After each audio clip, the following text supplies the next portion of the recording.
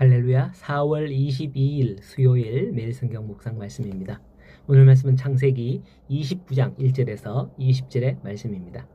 한 자매가 병원에서 봉사를 하다가 한 환자를 돕게 되었습니다. 처음에는 단순한 친절이었지만은 계속해서 관계가 이어졌고 서로 신앙을 나누며 가까워졌습니다.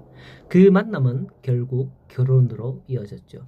그 후 그녀는 이렇게 말했습니다. 나는 사람을 도운 줄 알았는데 하나님은 내 인생을 도우시고 준비해 주셨다. 이렇게 고백을 했죠. 그 자매가.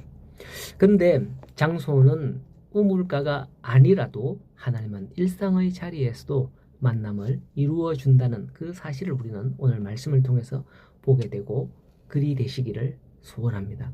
오늘 말씀에 보면 야곱이 먼 길을 떠나 동방 사람의 땅에 도착을 합니다.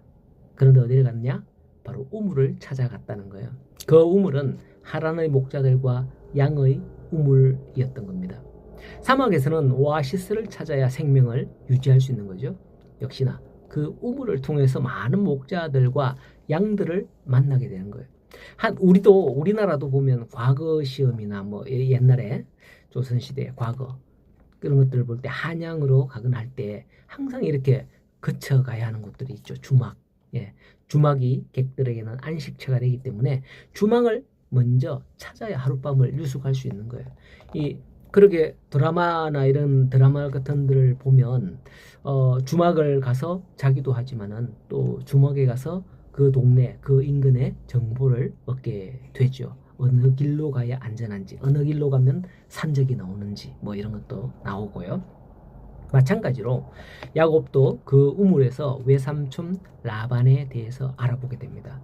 어쩌면 이처럼 우리 인생도 사막과 같은 세상에서 찾아야 할 곳이 있지 않겠나 생각이 들어요. 바로 생명샘이죠. 바로 우리의 생명수가 되시는 주님을 가장 먼저 찾아야 하지 않겠습니까? 정령거리할 때 우리의 인생을 바로 하게 되고 우리의 길을 바로 찾게 되는 거예요. 어느 쪽으로 가면 되겠구나. 그래야 우리는 참된 영생을 얻을 수가 있는 겁니다. 4절을 보면 야곱은 그곳에 있던 하란 목자들을 향하여 그들이 어디서 왔는지 묻는 장면이 나와요. 그런데 여기 보면 야곱은 하란의 목자들을 향해서 형제여라고 불렀다는 거예요. 이것은 야곱이 하란 목자들을 매우 공손하게 대하였음을 보여줍니다. 그리고 하란 목자들에 대한 야곱의 이러한 공손한 태도는 매우 좋은 반향을 불러일으켰습니다. 그들이 야곱에 대해서 반감을 갖지 않고 타지 사람인 야곱을 매우 친절하게 대한 겁니다. 여러분 그렇잖아요.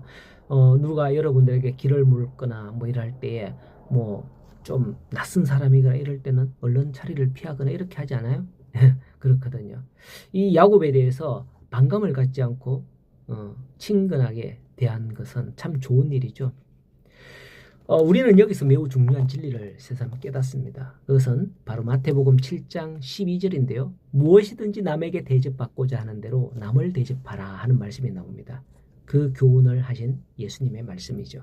실로 그렇습니다. 우리가 상대방에게 대하는 만큼 상대방도 내게 반응을 해준다라는 거예요. 참으로 오늘 안타까운 것은 이스라엘이 주변 국가에 대해서 적대감을 가지고 대하는 모습, 전쟁하는 이런 지금 모습을 보면 참 안타깝다 생각이 돼요. 저는 이 말씀이 오늘날 참 더 이러한 때에 가슴이 와닿습니다. 그들이 지금 그렇게 하지 못하고 있다 하는 생각이 들면서 안타깝죠. 저는 예전에 단기 선교를 다녀오신 분들을 통해서 들은 이야기가 있는데 이스라엘을 가면 그곳 사람들은 이방인들에 대해서 그렇게 불친절하다 하는 말을 하더라고요. 아니 이스라엘 사람이 왜 그렇지? 물론 선교 갔으니까 그렇겠지. 뭐 그렇게 생각을 했는데요. 그런데 이스라엘을 지나서 또 아랍권으로 들어가면 그곳 사람들은 아직도 구약 성경대로 사람들이 저녁에 밖에서 유숙하지 않도록 자기 집으로 초대하고 그렇게 한다는 거예요. 그렇게 기회를 엿보다가 그 사람들에게 복음을 전했다. 뭐 그런 이야기도 종종 단기 선교를 가신 분들을 통해서 듣기도 했습니다.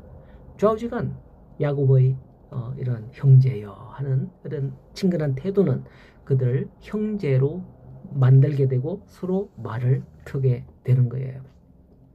그리고 그들의 정보에 의해서 야곱은 어렵지 않게 그의 아내가 될 라헬과 외삼촌 라반을 만나게 된다는 사실을 4절에서 14절의 내용을 쭉 볼 수 있는 겁니다.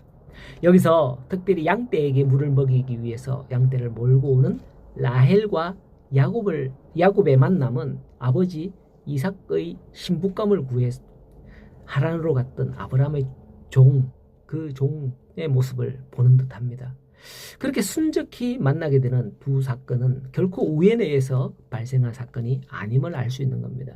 우리는 왜 야곱이 레아보다 라헬을 더 사랑했지? 그 점에 궁금해합니다. 아, 라헬이 더 이뻤으니까. 물론 뭐 좀 아립답다 뭐 이렇게 되어 있지만 라헬이 못생겼다 이런 걸 하질 않았어요.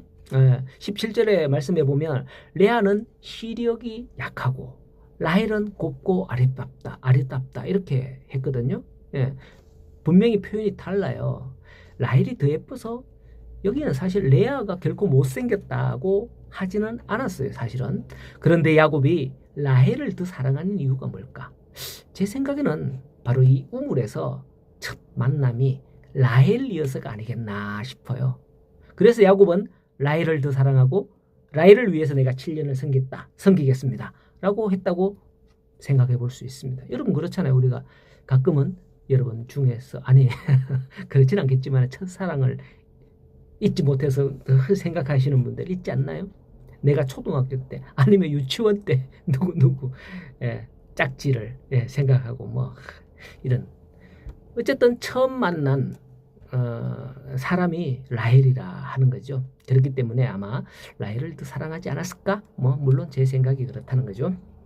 자, 여러분의 인생은 어디를 찾고 있으며 누구를 만났나요? 여러분이 찾는 곳이 생명샘이 되기를 바라며 그곳에서 예수님을 가장 먼저 만나기를 소원합니다. 그래서 항상 나의 사랑, 나의 주님을 평생토록 노래하며 예수님 한 분밖에 없습니다. 나에게는 뭐 이렇게 하는 그런 성도의 삶이 되면 좋지 않겠나 그런 생각이 되어집니다. 여러분이 가장 먼저 만난 분이 예수님이기 때문에 그렇게 될 수 있는 거죠. 여러분 오늘도 주님 가장 먼저 만나며 주님과 함께하는 귀한 복된 하루가 되기를 간절히 소원합니다.